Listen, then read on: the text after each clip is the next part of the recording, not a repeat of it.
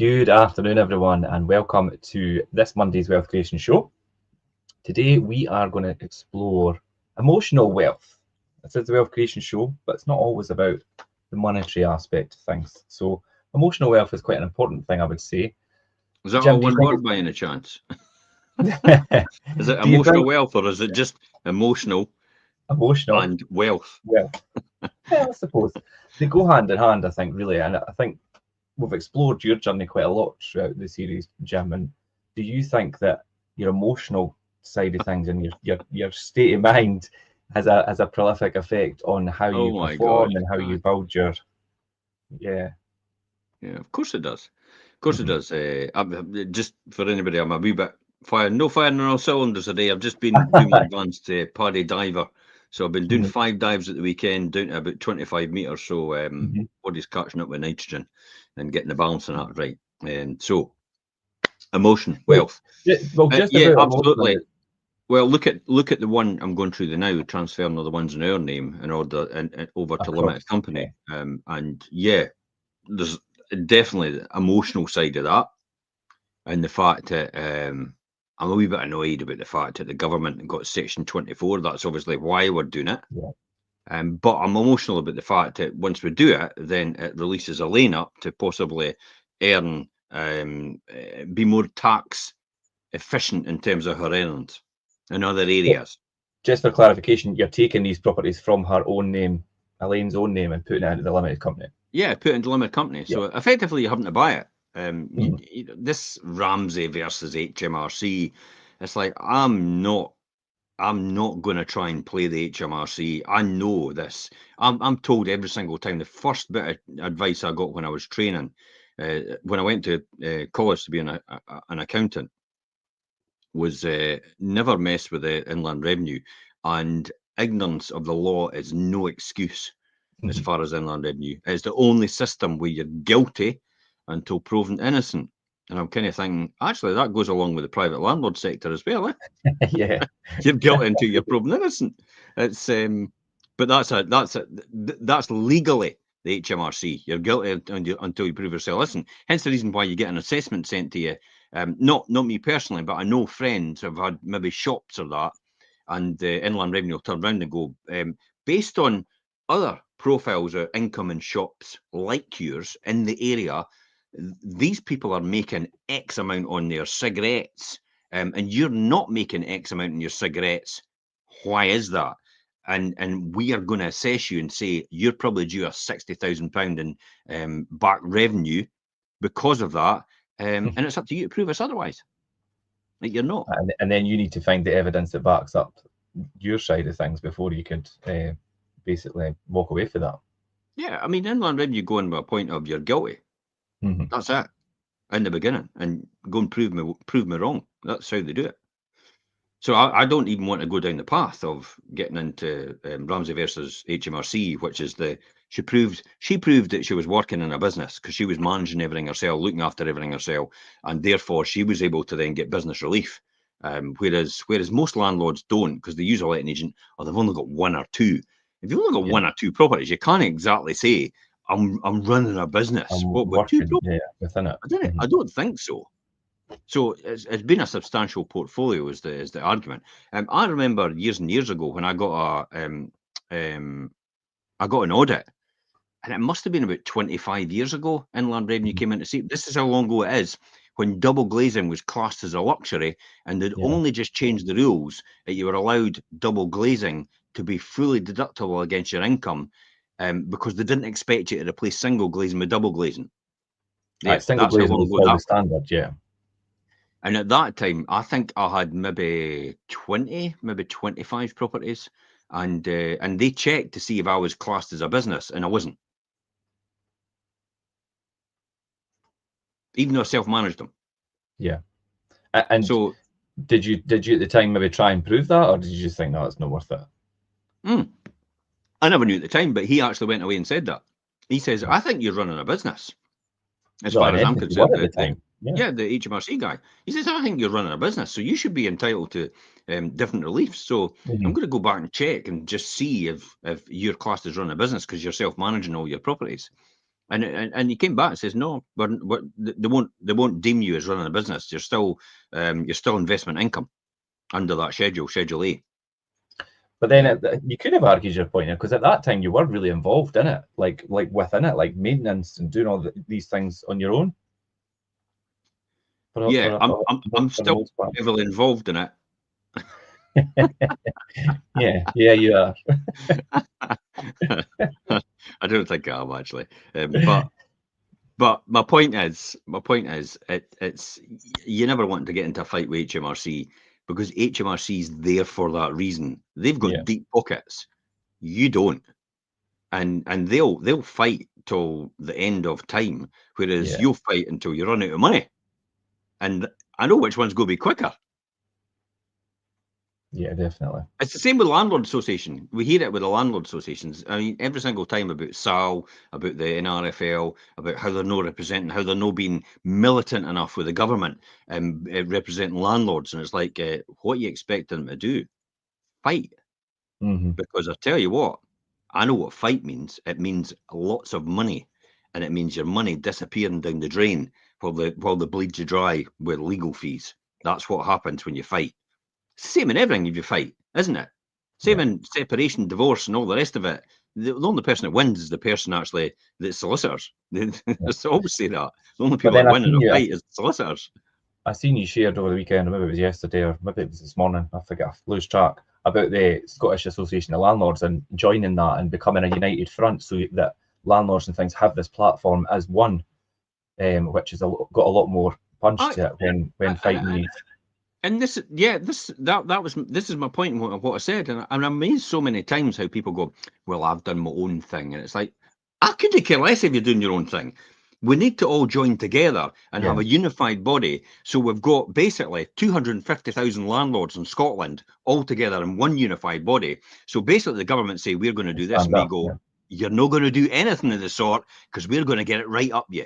Yeah. Just now, it's like we're all disseminated, we're all in individual numbers, and literally about 5,000 to 10,000 people are in the Scottish Association of Landlords. So when the government says we're going to do something, they just have to go, well, that's maybe not the best thing to do. They can't do, we'll get it up yet, because they've only got like representation for 10,000 people. The other 200,000 landlords couldn't give a shit, for want of a better phrase. Yeah. And that's the problem. Divide and conquer. And they'll always do that until we're one unified body. That's the problem. But everybody thinks they've got the answer to everything. They're all great and shouting for the sidelines about what you need to do. But the reality is, it's got nothing to do with that. It's the fact that they're all a critic, they're all shouting for the sidelines, where other people are fighting out in the arena and representing them. And all they're doing is they're just become a monkey on their back. Anyway, let's move on. Yeah, no, that's fine. So and from an emotional point of view, do you know what? It's thinking about all the positives and the negatives and how you react to things. Kind of having the right emotional state gives you that fulfillment in life, and it's not about. Do you know? There you go. Then that's what I've just proved when somebody kicked off about the Scottish Association of Landlords. Yeah. See how that all came out, and that's what happens with some of them. Definitely, I would say. Yeah. But yeah, and then the emotional side of things, it's not about, what we've touched on this a few times, it's not about happiness, it's kind of more about contentment. But it's also about, you know, if you've got the right emotional state and things as well, you've got that resilience, you have empathy in the right situations, and you've got that inner kind of strength to help you succeed and keep pushing forward. Because if you're not in the right emotional state, things could get on top of you, and it could really burden your whole journey and where you want to be and achieving your goals. And I'm everything drives from emotion. Whatever you think will happen next will probably happen next. If you keep playing it over in your head, yeah, it'll probably be bad. If you think it's going to be good, yeah, it'll probably be good. And as a man thinketh, so he become. Think about that. As a man thinketh, so he become. I mean, that's somebody else obviously that said that, but that was years and years ago how they came up with that, and it's true. You become the person you think about the most. So if you become that person, and this is why a lot of people talk in an emotional aspect about who they want to be. Matthew McConaughey, who do I want to be in 10 years' time? Well, I want to be a better version of me. Well, what's that better version of me going to look like? What's that better version of me going to sound like? What's that better version of me going to act like? And he becomes that person because he begins to sound and act like that person because he's thought of that person, and that's the person he wants to be. The better person he wants to be in 10 years' time is a better version of himself. And he defines what that is and works towards that and becomes that person. Doesn't just get there and go, oh, I'm that person already. He works on it every single day to do that. So if you want better emotion, if you want better decision making, you better get used to understanding how you think and how your emotions will affect the decisions that you make. Yeah, I mean, it leads us quite nicely into like self-awareness, and a lot of people don't have a lot of self-awareness. Would you say it's a difficult thing to have a self-awareness and realize who you are and the way you, do you know, the way you function and the way you react to things? No one wants to sit and admit to themselves that they're not doing the best job they can do.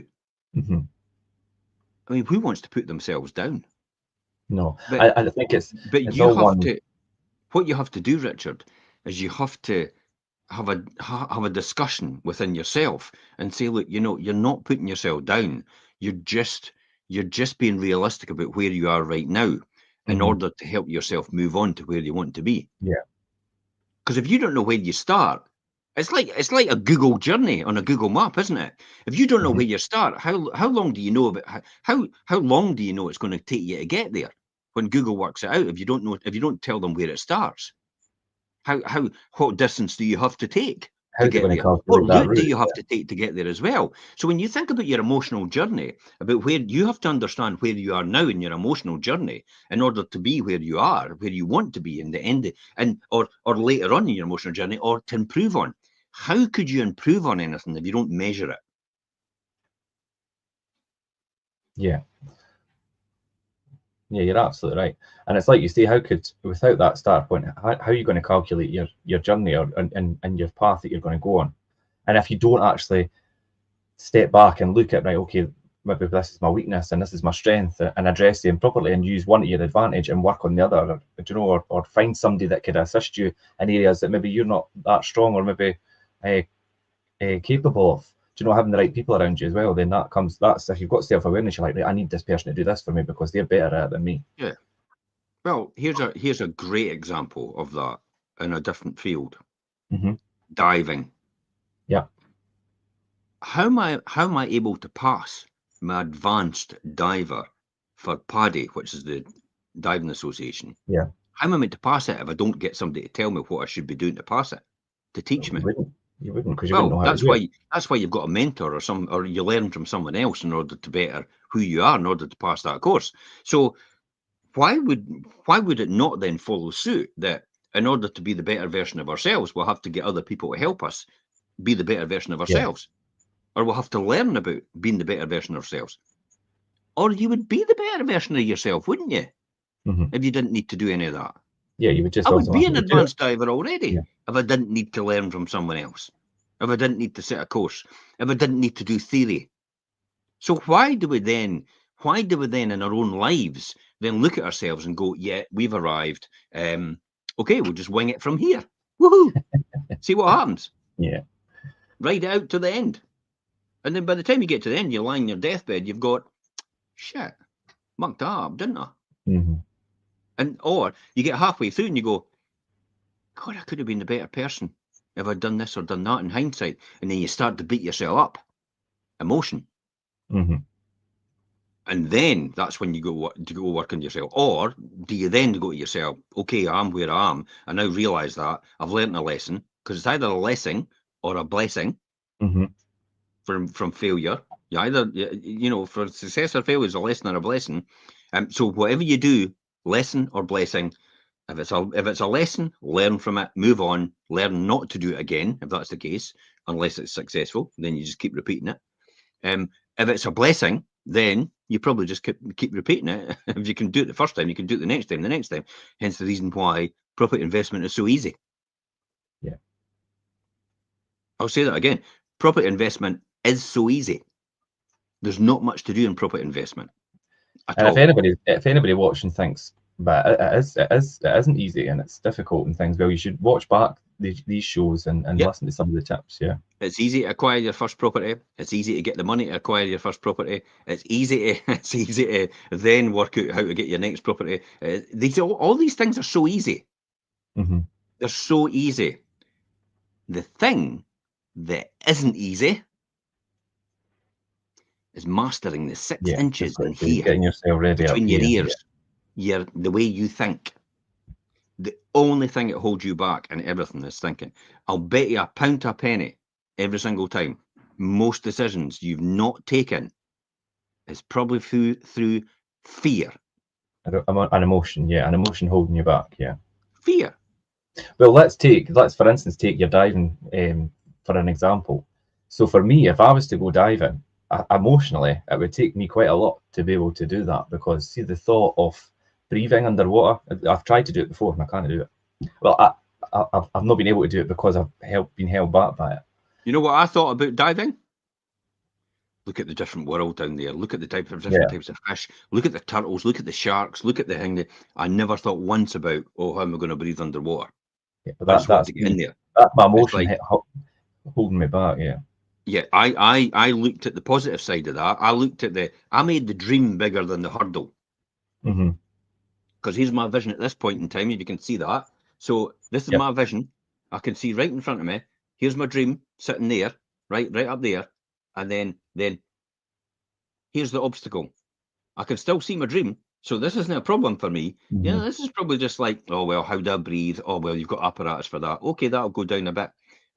What happens if I'm down there 30 meters and I run out of oxygen and nobody tells me the answer? All of a sudden, this obstacle goes right up and it's like, wait a minute, I can't see what I'm looking for anymore. The dream is no longer visible. What's the likelihood of me going diving after that? 0. And that's the same with everything in life. It's the emotional wealth. It's your emotional wealth. This is what we talk about, emotional wealth. It's you let your obstacles overpower you and you don't build your dream big enough. Mm-hmm. When the dream's big enough, the facts don't count at all. Ever. Nothing will hold you back. Yeah, you're absolutely right. I'm thinking about like the emotional side of things, and then like I've put a few things in here, and empathy was one of them. And do you think it's important to be quite empathetic in certain situations to certain people or to certain situations? Empathetic. Something I lack a lot. Gary Warren wrote in the comments, the Kingdom of Fife. I don't know, we are in the Kingdom of Fife, Gary. I don't know whether it's their accents that's maybe giving it away. Possibly, but this is a universal show, really, because this knowledge and information applies to everybody right across the world, on every single planet, if there is other planets. Well, the world especially, because we all think the same. We all think the same. We all have the same fears. We all have the same. We're just different places on the planet. That's it. We all smile. If you smile, universal happiness. If you lift yourself high, put back your shoulders, you're positive, you're in the right direction, you're in the right frame of mind. If you're slumped, your face is down like this, everybody knows you're sad and you're depressed. That's everybody's heard the shoulders back, chin up thing, like. It applies everywhere. It applies everywhere. It's a universal language. It's just human nature and human traits. That's what it's like overall. So this never changes. This is always universal. This way it is overall. Empathy. Yeah, I could have empathy for anybody else where the situation is. I've been in most situations, so I could more or less sympathise with a lot of people rather than empathise, because I've been in a lot of situations throughout the years, because I've done a lot of things and I've tried a lot of things as well. And a lot of them have been unsuccessful. Yeah. I think it would be fair to say, though, when you started building your portfolio and things as well, a lot of the people that you housed and things was all through empathy, because you could understand where they were coming from and help people at a vulnerable level and house them and things. And that's a lot of what you done back in the beginning. Well, that was sympathy, because I went through that. Yeah. So that wasn't empathetic, that was sympathy, because I actually went through that, homeless and unemployed. Yeah, I remember getting a council house, a 1 bedroom, and I had to hand it back 2 weeks later because I couldn't afford to furnish it.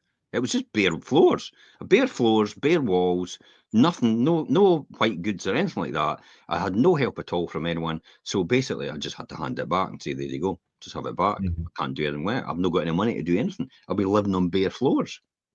Yeah. So I know completely what it's like for other people in that situation, and hence the reason why I took my own situation and I looked at it and I thought, actually, there's an opportunity here to do something as a landlord Yeah. and actually make a good return out of it as well. So instead of actually investing in a pension, I used my money to invest in property, and so I took my capital, invested in other people, and helping them as a result, and I got a return on that rather than actually Mhm. putting it into a pension itself. So I didn't have a pension.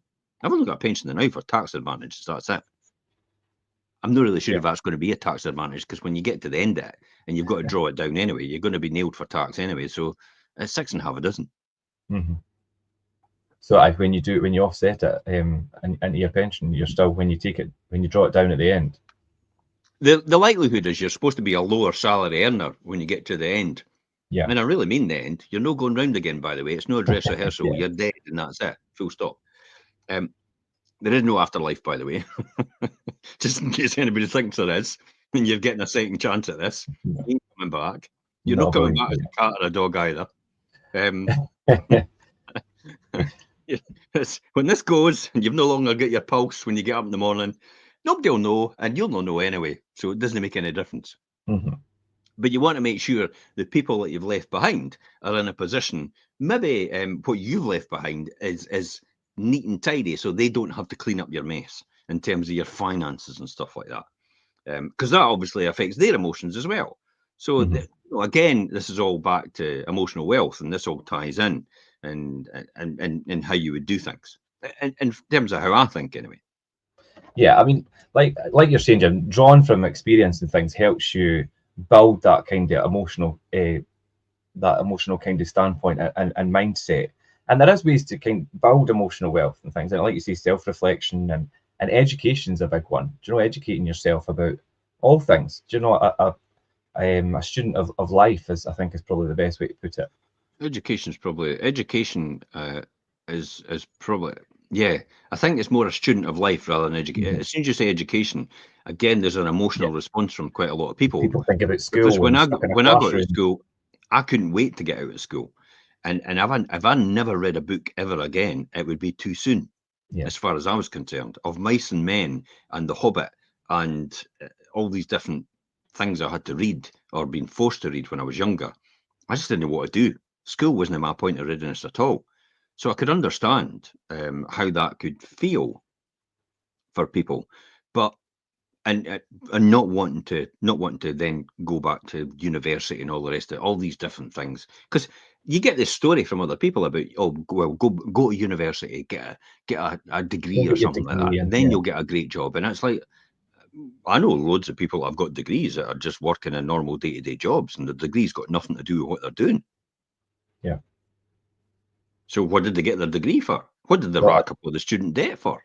do you know, there's the guy, I was speaking to the guy in B&Q, and he's actually got his degree, that's in accountancy and Yeah, everything, and he's working in B&Q. yeah. And then there's other people as well. It's they're educated up to their eyeballs, but they've no common sense. Mhm. Yeah. So they can't even get a job because they've not got any common sense on how to do that. They've not got any skills that they've developed, like people skills, communication skills, and stuff like that as well. So they're maybe educated up to that standard where they've got the education, but they don't have the street smarts, if To that put makes things sense. kind of into practice and actually roll things Yeah. out and get things moving. Yeah. Again, that's part of your emotional wealth over time. So become the student of life. Learn all the time. I mean, I learn about the most obscure subjects possible. Yeah, It you drives you do. lame But mental. It's like there's when someone comes some up of on them the are quite television. interesting, though. When someone comes up with the television, I'm straight on my phone going, "What's that all about? What does that mean?" Mhm. And then I'll read about it, and I'll read How it out does to that Elaine. work? And And Elaine's like, "I'm watching this," and it's like, "Okay," but I just thought you'd like to know because that's what they mentioned, and we weren't sure what that meant. So why would you not want to know that? So I like to understand. I like to know. Hence the reason why I like to do things new. mhm. And maybe the diver training and the becoming an advanced scuba diver is it's just that I like the learning process, and it's good because I interact with my children as well. My son's now an advanced diver. He was in the course with me, and then Tony and Scott will do the advanced diver course as well at some point in the future. So we'll all be able to dive together. I was just going to say that's something you could do together. That's quite a good thing. Yeah, and that's kind of how I look at it. So I can marry in what I want to learn. There's other things as well. I need to learn. Well, my knee swelling a wee bit, and I train 7 times a day now, 7 times a week. So my knee swells a wee bit, so I have to learn about that as well. So these are all different things I need to do overall in order to be the better person and be what I need to be. Yeah, it's interesting when we say, like, when I say the word education, and it's like it's a trigger thing, and automatically people think, oh, back to school and things as well, and it's not all about that. And reading books is, I mean, Paul's just jumped in there. Born to Run by Christopher McDougall is a good book. Yeah, now I'm a bit wary, Paul. Thanks for the recommendation. I'm a bit wary about that because the last book I read, I ended up injuring myself. It was about an ultra runner who was running 100 miles easily. And he was literally ordering his pizza to be delivered at his stop while he was running past so he could eat it on the way and keep his carbs going. That's the ultra runner I was reading on. But I ended up having, I don't think I had the strength and conditioning in order to be able to do that. And I ended up hurting myself really bad. And that's what took me off from being a half Ironman down to a sprint triathlon person. And is that pushing yourself too far then? Yeah, definitely. No. It's difficult for me to find my limits. I mean, I tend to commit to a lot of stuff and then realize it's like, oh my God, I've got to fit all this in. I've got all these things going on. Yeah. Hence the reason why I held back on Kilimanjaro again. Yeah. Because I thought, wait a minute, are you just overloading yourself, Jim? Because it sounds okay just to put it in the diary, but then you've got the planning that goes up towards it, as well as all the other planning for everything else you've got going. So when you think about all that and then put all that together, so I tend to think about the end result and tend to think, yeah, I could do that. But I tend to miss out the middle bit. And that's what takes its toll. That's what takes its toll on you emotionally, I would say overall, because you put yourself under far too much pressure in your own doing. But for some people, you don't realize that because you tend to be the glass is full all the time person. Not even half full. The glass is always full and over brimming. Yeah. There's opportunity everywhere. Where do I start? It's like, just stick to what you're really good at. Do it really well. Do it better than everybody else. Where do I start in that situation? Stick to what you're good at. Do it better than everybody else, and you'll earn an absolute fortune in it. Yeah, and there's lots of ways to learn. I mean, whether it's networking with right people or watching things like the Wealth Creation Show that we're doing, or there's lots of other podcasts and shows you could watch and things. But just to jump back to books, I mean, for you, Jim, I know they are, but that's just for people watching, like, how important is reading books and learning for different genres and books? Well, look at it this way. How do you expect to change your circumstances if you don't learn from anyone else how to do that? Because if you knew how to do that, you would be doing it already. So you need to learn from someone else. And whether it's a book or a podcast or a one-to-one mentoring is up to yourself individually based on how quick you want to get there. I mean, one-to-one is maybe a bit more money to do that if you're actually investing in somebody to do one-to-one and buying their time. But that could get you there quicker. And if it gets you there quicker and you're earning even more quicker, so if say it got you there, say you took normally 10 years to get somewhere to maybe earn, I don't know, £1,000 a week. Okay? That's bog standard nowadays, £1,000 a week to earn that. So when you think about an extra £1,000 a week, you've got 52,000 a year. But if you're going to do it 10 years quicker because you've got a one-to-one mentor now instead of actually learning on podcasts and learning on books, if you're going to get there 10 years earlier or 10 years quicker, then effectively you're making £500,000 extra if you're getting there 10 years quicker. So why would you then spend 50,000 on a mentor to get you there 10 years quicker? Because you're up 450 grand. When you put it like that makes sense, yeah. Absolutely. I was never bothered about who I learned from and how I learned, as long as it was the right person. So I went to loads and loads of events, and I was mentored by loads and loads of individual people at various points in time, sometimes on a one-to-one basis. But I was quite happy to pay for that, because the quicker I could get to financial freedom, the more money I would actually accumulate, and the time it would have taken me if I'd actually done it slower, the 10-year quicker. Mm-hmm. That's what's important. That's why you want to do that. But it's amazing how many people out there try to do that themselves, and they think they can hustle and actually just learn it as they go. I've not got any desire to reinvent a wheel. Mm-hmm. I have got a desire to make the wheel better. And it all stems from, I used to watch, I used to learn from the Japanese. The Japanese were brilliant. Did you notice at one point in time, years and years ago, when you were younger, you turned over every single thing that was made, and it said made in Japan? Made in China. Yeah. Oh, It was made in Japan. It was made in Japan. Yeah. My year, it was made in Japan. Yeah, I was going to say Right? my era Made was in made Japan, in made in China. Japan, made in Japan, made in Japan, because Japan was built by the Americans once they'd nuked the place. They ended up, after the war, they'd ended up helping them. That's where Kaizen came from. The Kaizen yeah. was the person that Yeah. actually helped them build it from America, and that's why they adopt Kaizen as efficiency, to be Kaizen, efficient at what you're doing, and to maximize a return out of something. So Kaizen, that's what that's all about, whatever it is you're involved in. So everything was always made in Japan, and I always noticed that every single time. It's like, how's the Japanese better at everything? And then eventually what came along was, in your era, was the Chinese. The Made in Chinese China. learned from the Japanese and went, wait a minute, we're going to do what they're doing. And when the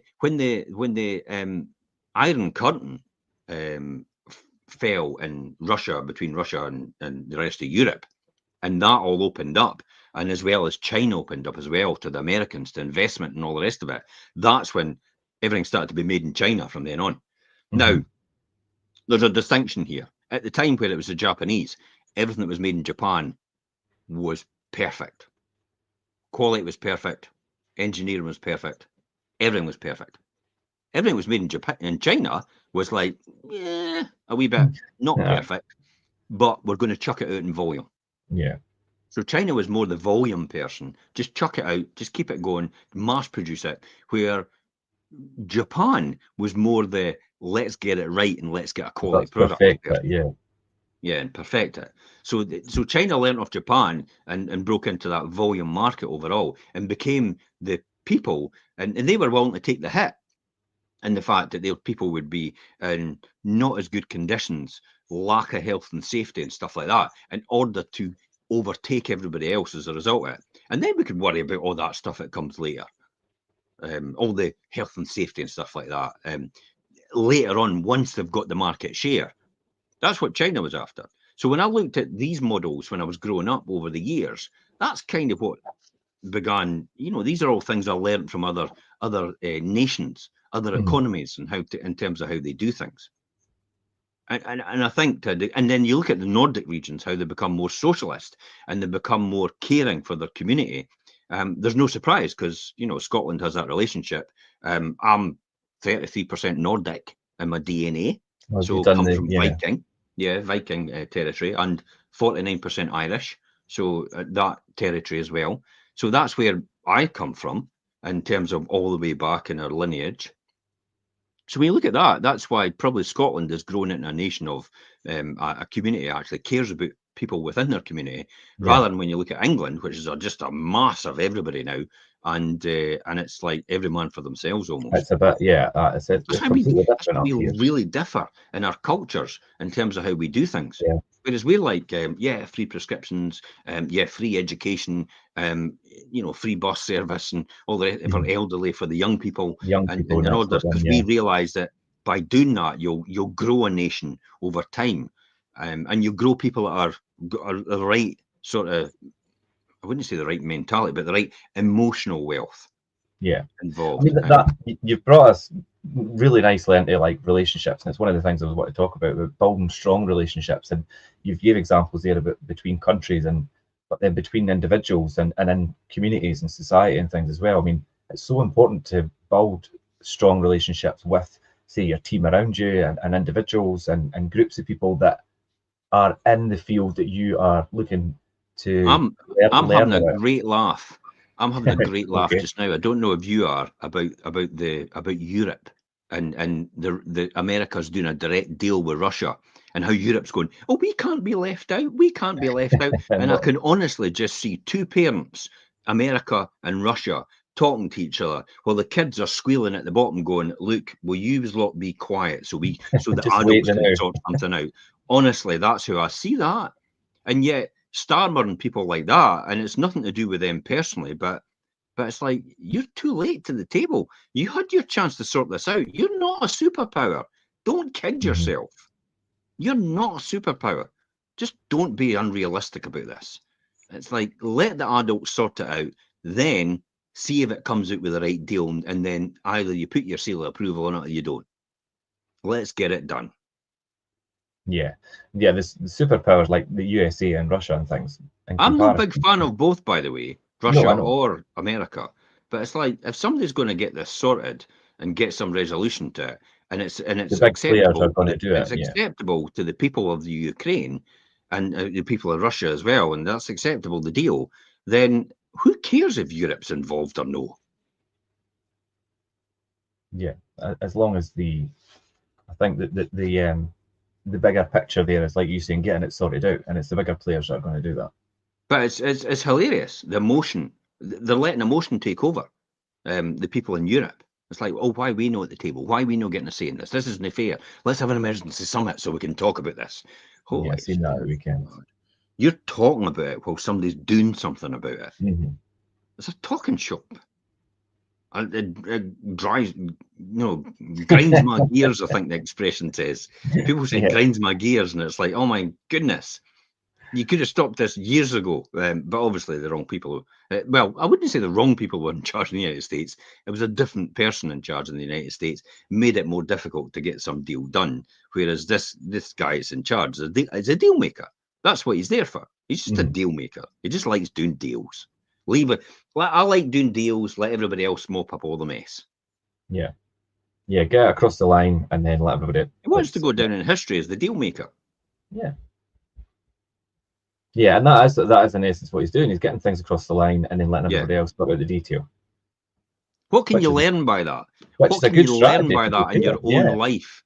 Yeah, when you think about it, what can you learn by that situation in your own life? Not the actual fact of what's going on, but how it's done. Mm-hmm. Because that's something that these are the things you've got to understand. These are the things you've got to look at. You've got to think, okay, on a smaller scale, you can use that knowledge and expertise to do deals on a smaller scale. You're absolutely right, and you know I've fallen foul of that myself, and I would assume that a lot of other people have. Is you get too caught up in the detail rather than just getting things across the line. You're trying to perfect things and do, and it's like just get it done, and then we'll sort it out. In the eyes of Russia, or Putin, a bigger man or an equivalent man in his eyes is telling him, let's get a deal done. And he's saving face Mm-hmm. because the world sees that person like that as well. So he saves face. This is Yeah. this is all about saving face for Russia, because Mm-hmm. they've mucked it up. They've just gone in and thought they could just take everything. 3 years Yeah, down the all line, guns blazing basically. 3 years down the line, it's still going to keep going. It's going to literally be their Vietnam if they keep it going. And it's just going to drain them dry, and everybody's going to go, what on earth have you done, you idiot? Yeah. The best situation in every situation is not to fight in the first place. There's no winner when people fight. Trust me. Nations wage war, but people pay the price. Mm-hmm. Yeah. Yeah, I would agree 100%. With with the emotional side of things now as well, resilience is another thing. And you know, this is something that really could hold people back, because inevitably there's going to be setbacks, there's going to be failures, and whatever you do, you'll come up against them. But it's not letting them completely take over and hold you back. It's being able to deal with them and have that emotional mindset to think, right, okay, let's move on for this, or let's use this as a learning opportunity. I mean, I'm sure you've done that a lot over the years with stuff, Jim, and Adapt and still change. to this day. Yeah, adapt and change. Yeah. That's it. Adapt and change. Adapt and change. Adapt and change. When you start out in anything, It'll never be at the end, or maybe 5 years down the line, or 1 year down the line, 2 years down the line. It'll be completely different from when you started out. Your vision and will not match where you started out in the beginning as to where you are now. The vision won't be the same. Mm-hmm. I'll guarantee you that. It won't be. When Google started out, there's no way they could ever foreseen where they are now. When Apple started out, there's no way he could have foreseen where he is now. He started out in his garage with Wozniak, dropouts from Atari.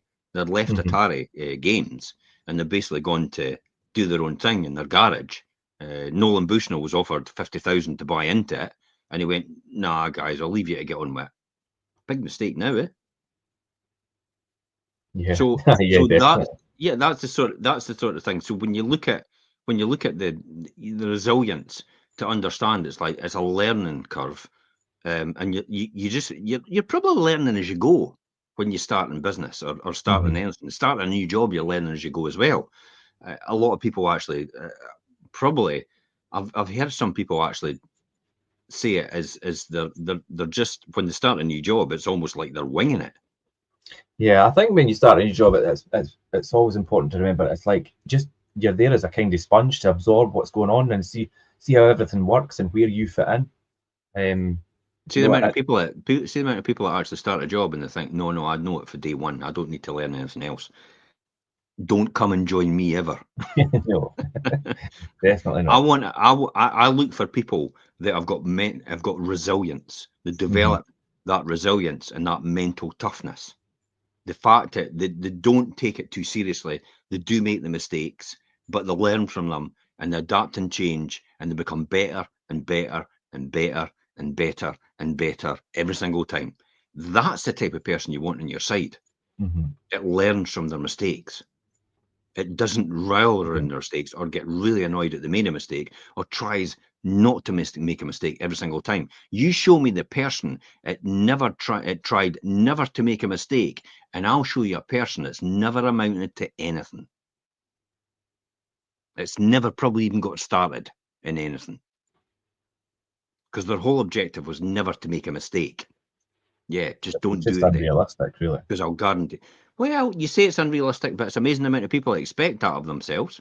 Yeah, but I know it happens, and I know there's a lot of people out there. But for me, I feel like it's unrealistic to think you'll never make a mistake or you'll never do things that you're going Well, to have to. now you say that, but when you were younger, it's like Yeah. you think you know everything, and you think nobody can teach you anything. And what does my mum and dad know? They don't have a clue. They don't know what it's like for me. It's like, excuse me, newsflash. Been there, done that. Yeah. Yeah, they were there as well, exactly like you. Nothing's changed. Maybe the surroundings have changed, but the whole thought process and how they went through life was exactly the same, more or less. They just dealt with it in different ways. Yeah, and a good way to build resilience and things as well is having that aspect of kind of being practicing kind of gratitude and things as well, and focusing on the positive things as opposed to the negative.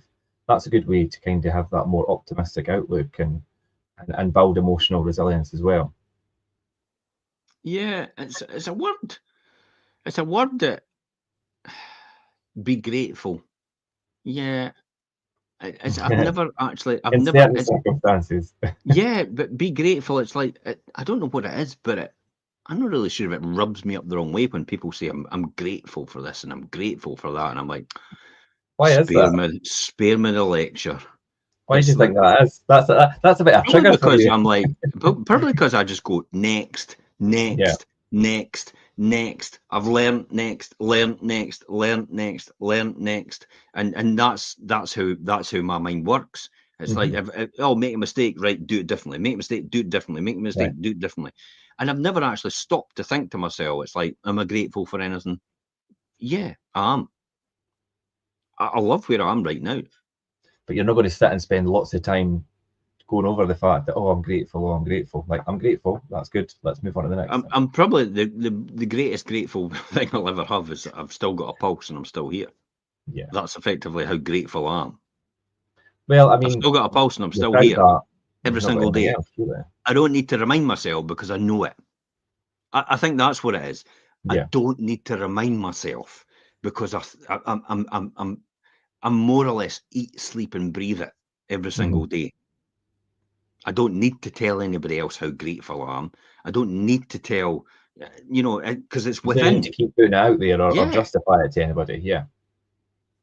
You've got to think to yourself, when somebody posts something on social media and says they're grateful, it's like, what is the purpose of that? For other people's validation. Yeah, possibly. A lot of the time. Or they maybe just feel like to help other people realize how grateful they should be about their circumstances. I don't know.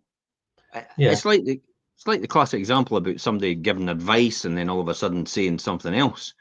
And it's like, wait a minute, the advice really wasn't the message. It was what you were saying next. It was the real message. And you hid it and wrapped it up in the advice that you were given in the beginning. Yeah. Yeah, I've seen Did that we before. talk about this last week?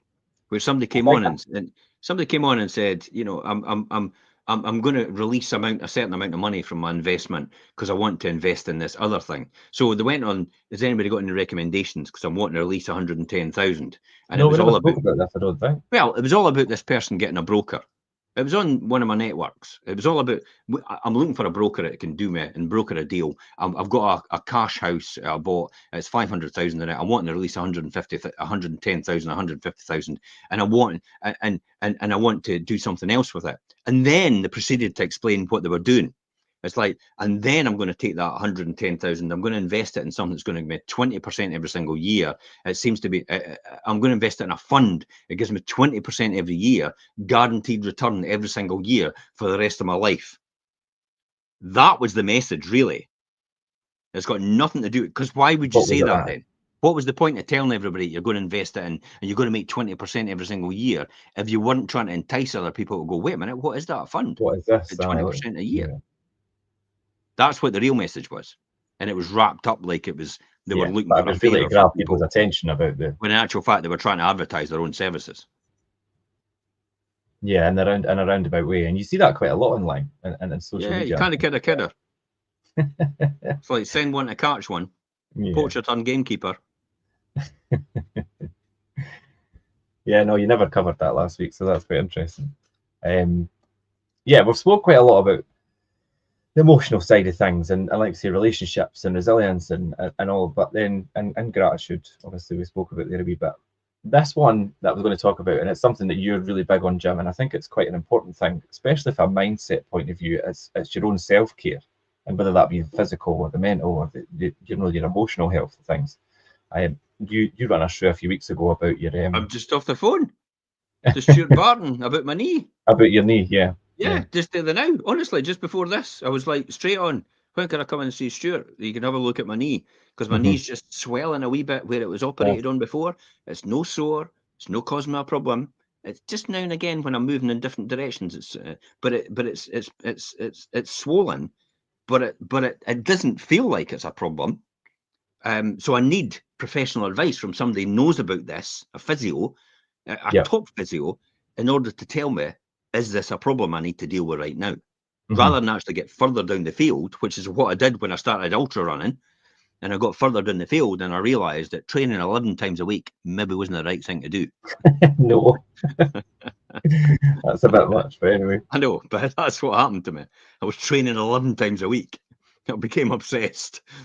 And now I'm training 6 times a week, but I'm now moved to 7 times a week. So it's every single day I'll be training. There'll never be a point where my body will rest. It's like, somehow in my own mind, I don't think that's a great idea. But I feel I can do it. And my Garmin's tell me I can do it. Well, if your Garmin's telling my you can do it, tell me I could do it based on taking all my sats and everything like that, getting all my key performance indicators. Then my Garmin's saying, yeah, you could do this. Then completely logical for me, we would do it then. But then you're in that mindset and you feel like you could, and you feel like your body could do it. But then that's all because, I mean, for people that don't usually tune in on things, your diet and what you eat and how you've changed things. I mean, you've got a smoothie there. You got a. Well, I've just finished it. This is my lunch. Right, okay. I just finished it. Basically, a concoction of some of the highest nutrients you'll ever get. But it's all these things that make you feel like you're able. Yeah. Yeah. So, And so not just. my breakfast is exactly the same. My lunch is exactly the same. The only thing that differs is my dinner at night, my tea. We call it our tea. Everybody else calls it their dinner. Yeah, we call it, yeah. We But call our dinner our lunch. I know it's weird. Your It's weird. breakfast, dinner, and tea. Yeah. And folk are like, no, it's breakfast, it's lunch, and it's dinner. Yeah, I sometimes have to catch myself when I'm organising appointments and Zooms and things with people that are all over the country, and I'm like, I better remember to say lunchtime and things, do you know, after lunchtime or whatever. But yeah, but do you not think that your physical shape and your ability or your thought process and your ability to do things like your training and that is because you've changed your diet so much in such a positive way that you feel so much better? Yeah, peak performance. Mm. I actually, I was talking to Ian this morning about this, and I really thought to myself, imagine if you're about to, if the average age for life was probably about 70, which for most people it will be. Yeah, I've only got 12 years left. that's quite a scary prospect when you think about that. Exactly. Yeah. I've only got 12 years left. Oh my God, what am I doing? Yet nobody thinks about that when they get to their 50s and 60s. I've only got 20 years left. Maybe they do, or they just forget and they take another pint. I think people do, And but rather they just, rather than address it yeah, they or just go down the pub and get pissed again. it's like, let's just numb it with something else and put it to the side or put it to the back of your mind that you've only Yeah. got. Oh, it happens to everybody. We just Yeah. accept it. And it's like, yeah, give me another pint. Hmm. Like, and I'm like, no. It's like, I want to live as long as possible. Yeah. And I want to give myself a good shot at it. And if I die at 70, I'll go, at least I give myself a good shot at it. At least you tried. Aye, at least I tried. Yeah. Better than not trying at all, isn't it? Because then that's the thing. If you got to 70 and say for whatever reason you were become unwell and things, you wouldn't be sitting Your thinking, liver's knackered. yeah, but you wouldn't be sitting thinking, God, if Yeah. I just changed my ways 20 years ago, maybe it would have worked. But you would never know. Your pancreas is knackered. Your liver's knackered. All these different things. And I all mean, these different things you've done as a result of the intoxication over the years, drinking far too much. Your lungs have had it. Smoking or vaping. yeah, Vaping's worse than smoking, by the way. Watch Diary yeah, of I a know. CEO. Mhm. Honestly. So vaping or smoking, your lungs have had it. Your heart's had it because you've been eating KFCs and McDonald's all your life. Mhm. And you've just got you've all the huge nothing to do with cholesterol or that stuff, because It's the your body, if you process. don't have carbs, your body starts to burn fat, so it uses the fat for glucose and uses that instead.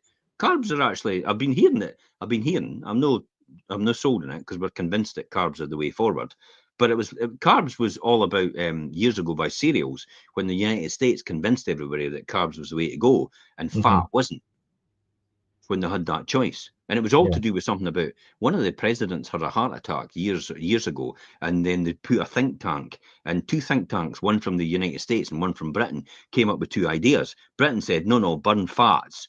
Fats is the one to burn. And whereas the United States went, no, burn carbs, because we've got loads of cereal and we can sell you. Guess what won? The And cereal. that's why ketones and put your body in a state of ketosis, Ketosis, apparently, yeah. yeah, is the best thing for you to do, apparently, to live a more healthier, better life and better quality life, and be your whole body to last longer as a result.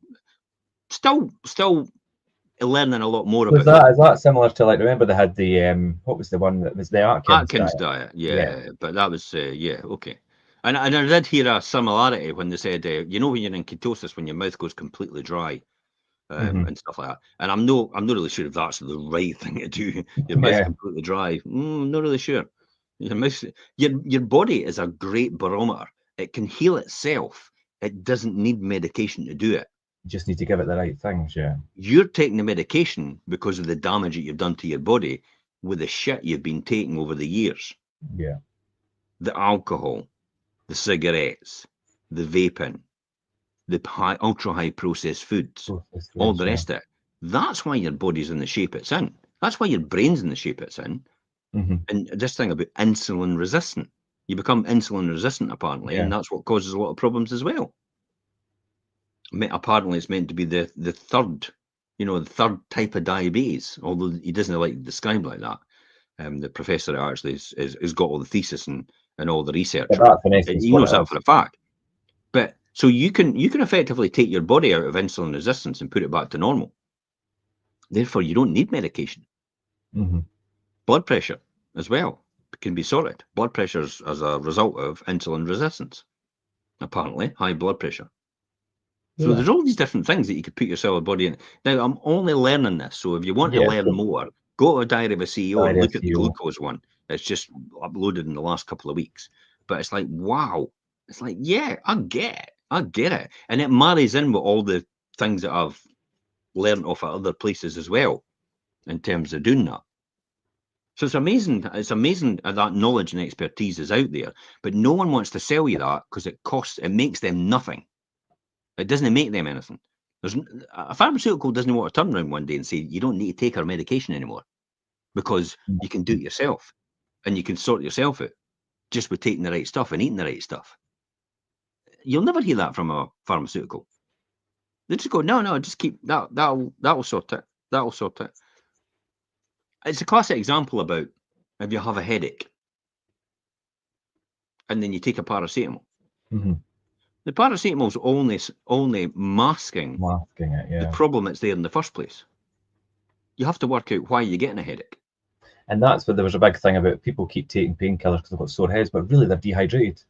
And really you should just drink water as opposed to taking the paracetamol. That's an example. Yep. Yeah. And I used to get that a lot. I used to get so I'm like, really, I've not drunk enough water today. That's the problem. And it's no. Or you maybe just have to take time out and actually relax for a change. Yeah, or you maybe have to stop looking at computers constantly. You maybe have to stop looking at computers constantly. You maybe have to change your point of view, your distance that you're viewing. So you're not constantly staying at the same focal rate all the time, because that's what causes the problem. Hence the reason why they talk about build up of stress. We're looking at monitors all the time and computers and having to take a break. It's like, you can mask it all the time, but in the real world, if you do that all the time and keep masking it, it's like at some point in time, your brain will just go pop, even though you're taking medication to mask it, because it's the reason that you're getting a headache is a warning. It's a sign. It's like when people throw up, okay?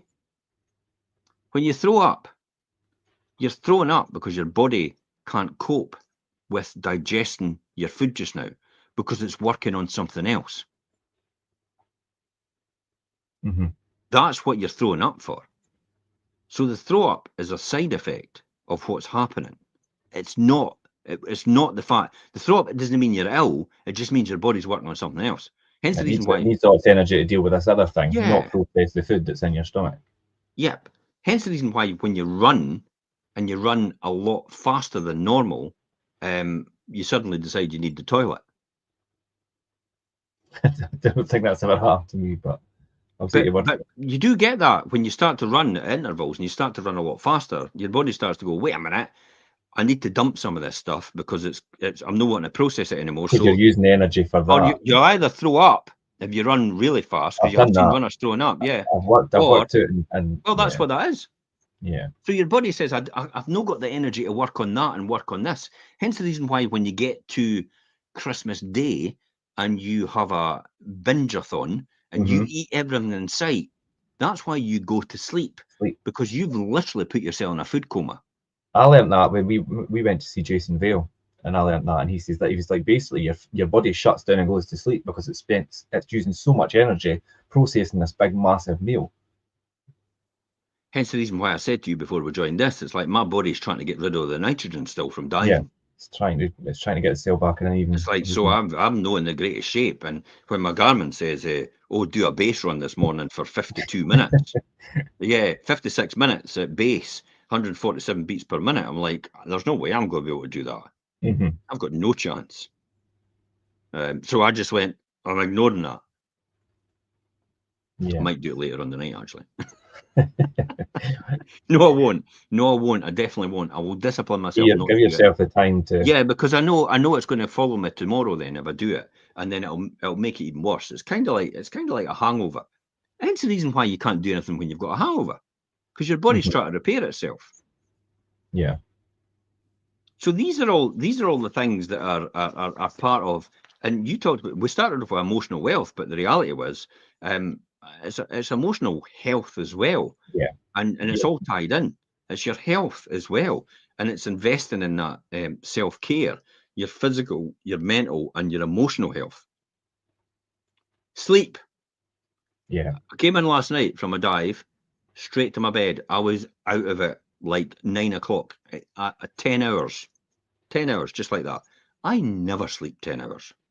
So it shows you how my body's trying to recover as a result of what I'm doing. And it's shutting itself down saying, you need to go to sleep now. So I can start working on dumping all this nitrogen. For me anyway, and I think as I've got older and you realise the importance of having enough sleep and being able to actually function and think about things properly and do it and perform better. And as you get older, you think you need to sleep, or you just can't. When you get older, after 30 years old, your liver can't cope with alcohol anymore. Oh yeah. When you're below 30, that's why you just go, ping, I'm all right the next day. Jump back up the next day. Who gets hangovers? Aye. When you get past 30, it's like your liver goes, I cannot cope with this anymore. I'm slowing down, and it slows down as a result. So that's what you have to be. So it's getting the sleep, it's getting the healthy diet, it's exercising regularly, it's taking time for self-care, activities that nourish you and just as you personally, diving, running, mountain climbing, all these different things. Just relax and do nothing. No music, just nothing. Try and sit in a room in complete silence for an hour. Just nothing. No even your phone. Just fold your arms, sit in a seat, in a room, nothing in that room for an hour in complete silence. I bet you can't do it. You'll drive yourself stir crazy because you're so programmed to being on all the time. Yeah, and doing something. And to be able to do that takes discipline, and it's not something you've done and used to. Therefore, your body tries to fight against it. It would rather have some sort of stimulus, even if it was negative, than nothing at all. Doing nothing, yeah. Self-sabotage. Yeah. I think what's an important thing and we'll round up, and I think it's important that obviously everything that we speak about on here it's a conversation, Jim, where we draw from personal experience and places that we learn from and things as well, and have this discussion on here. Because I mean, it is very much we're not trying to educate people, because we're not professionals in some certain fields and things as well. We're just sharing experiences and sharing knowledge that we've learned from other places as well, and hopefully you guys could pick up tips for that. Just so that obviously, because we do cover quite a lot and we do go off on a tangent. I mean, with certain topics, but absolutely, and it's all about getting this professional help. Yeah. And knowing what people to speak to and the right people to speak to. And if you're not sure what people to speak to, put my teeth back in, then work out, ask other people, what the different type of people, and just get the right support in what you're trying to achieve. I would say, in the right direction, and making sure you're. It's a cliche, but make sure you're probably happy and fulfilled. Yeah. Because if you're not happy and fulfilled, contentment, I think as well, is quite a good one. Yeah, if you're not any of them, then what are you doing it for then? What's the point? Why are you doing it? That's what I would say. What's the point of doing it? Because I have to make the money. Make the money in something you enjoy then. You've got an opportunity right now, because we're at the lowest unemployment record in history, almost, and we've been there for a long time. It's not as if there's an abundance of people out there that are going to be available for jobs. And there's probably some jobs out there that you'll probably love. Go and do that instead. And if you didn't like it, guess what? Just go and get another job. Go and get something else, yeah. Got nothing to lose. Nothing to lose, especially if you're young. You're absolutely right. And I think whatever you do, obviously, hopefully we've demonstrated that your emotional wealth is such an important part of that for you to be successful in any journey that you try and do. But I think, like you say, contentment and fulfillment are up there with the most important things, because if you don't feel that, then why are you doing it anyway? Yeah. Okay, right, we'll round it up there today. Thanks everyone for joining in and jumping in the comments. If you're on the rerun, you could jump in the comments. We'll still come back to you. Thanks for all your insights as usual, Jim. Emotional wealth, guys, and we'll be back next Monday, 12:30 as usual, for the Wealth Creation Show. Bye for now. Okay, see you later.